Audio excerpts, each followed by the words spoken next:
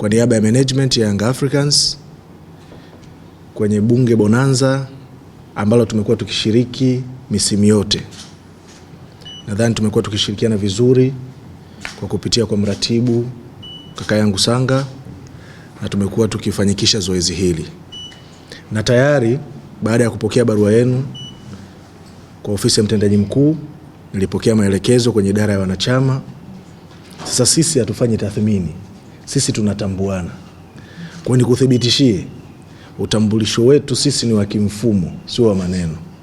Kwa hiyo tayari maelekezo nilishatoa kwa mratibu wa mkoa wa Dodoma, na tayari ameshapeleka maelekezo hayo kwenye matawi ambayo tunatambuana kwa mfumo rasmi wenye kadi, sio zile za tarehe 5 ambazo hazijulikani ziko wapi.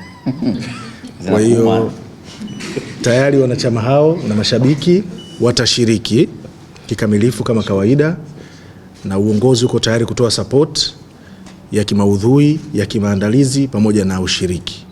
Kwa hiyo kama Young African Sports Club kwa niaba ya management na kamati tendaji, na tutahakikisha kwamba tunafanya zaidi ya tulivyofanya msimu uliopita, na nachukua nafasi hii kuyaalika matawi yetu yote. Sisi tuna matawi bwana Ahmed. Okay.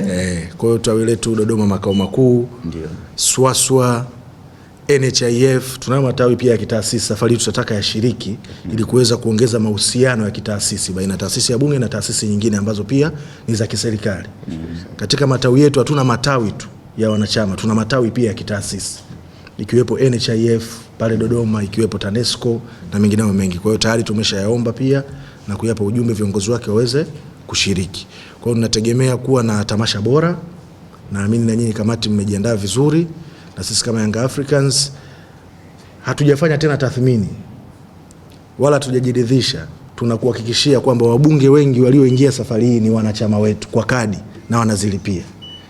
Kwa hiyo mbali ya hiyo pia tutakuwepo pale timu ya usajili wa wanachama, na sehemu ya bunge pia tuna tawi pale ndani kwenye taasisi ya bunge.